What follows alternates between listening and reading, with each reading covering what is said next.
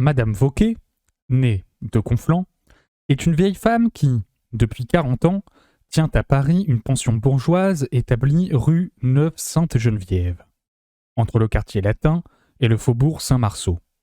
Cette pension, connue sous le nom de la Maison Vauquer, admet également des hommes et des femmes, des jeunes gens et des vieillards, sans que jamais la médisance ait attaqué les mœurs de ce respectable établissement. Mais aussi, depuis 30 ans ne s'y était-il jamais vu de jeunes personnes, et pour qu'un jeune homme y demeure, sa famille doit-elle lui faire une bien maigre pension. Néanmoins, en 1819, époque à laquelle ce drame commence, il s'y trouvait une pauvre jeune fille. En quelque discrédit que soit tombé le mot de drame, par la manière abusive et tortionnaire dont il a été prodigué dans ces temps de douloureuse littérature, il est nécessaire de l'employer ici. Non que cette histoire soit dramatique dans le sens vrai du mot, mais l'œuvre accomplie, peut-être aura-t-on versé quelques larmes, intramuros et extra. Sera-t-elle comprise au-delà de Paris ? Le doute est permis. Les particularités de cette scène pleine d'observations et de couleurs locales ne peuvent être appréciées qu'entre les buttes de Montmartre et les hauteurs de Montrouge, dans cette illustre vallée de plâtras incessamment près de tombées et de ruisseaux noirs de boue. Vallée remplie de souffrances réelles, de joies souvent fausses, et si terriblement agitée qu'il faut je ne sais quoi d'exorbitant pour y produire une sensation de quelque durée. Cependant, il s'y rencontre çà et là des douleurs que l'agglomération des vices et des vertus rend grandes et solennelles. À leur aspect, les égoïsmes, les intérêts s'arrêtent et s'apitoient.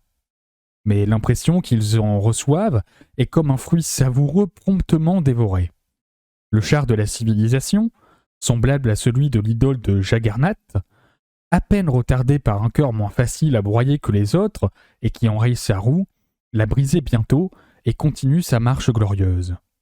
Ainsi ferez-vous, vous qui tenez ce livre d'une main blanche, vous qui vous enfoncez dans un moelleux fauteuil en vous disant « Peut-être ceci va-t-il m'amuser ».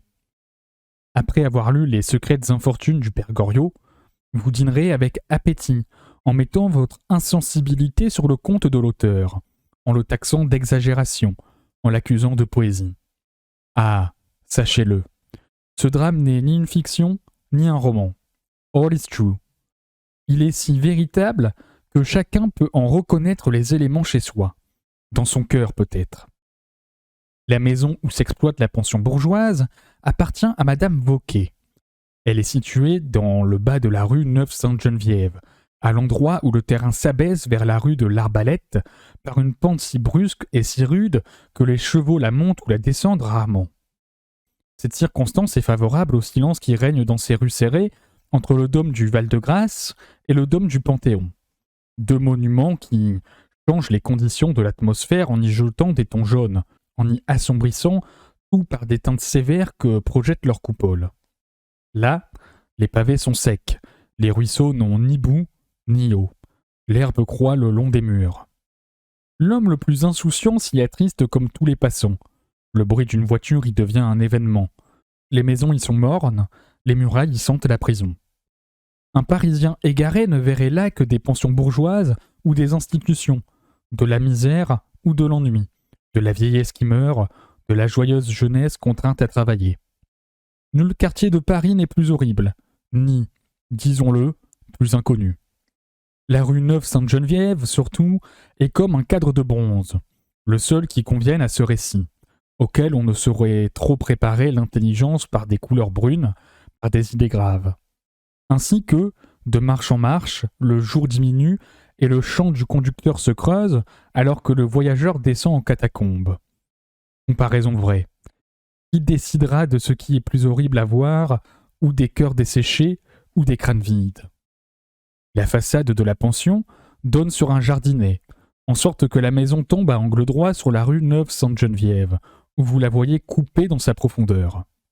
Le long de cette façade, entre la maison et le jardinet, règne un cailloutis en cuvette, large d'une toise, devant lequel est une allée sablée bordée de géraniums, de lauriers roses et de grenadiers plantés dans de grands vases en faïence bleue et blanche.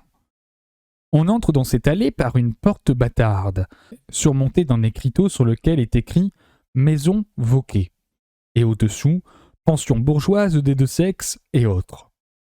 Pendant le jour, une porte à claire-voie, armée d'une sonnette criarde, laisse apercevoir au bout du petit pavé, sur le mur opposé à la rue, une arcade peinte en marbre vert par un artiste du quartier. Sous le renfoncement que simule cette peinture, s'élève une statue représentant l'amour.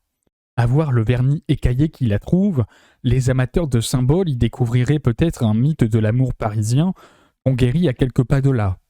Sous le socle, cette inscription à demi effacée rappelle le temps auquel remonte cet ornement par l'enthousiasme dont il témoigne pour Voltaire, rentré dans Paris en 1777. Qui que tu sois, voici ton maître. Il l'est, le fut ou le doit être.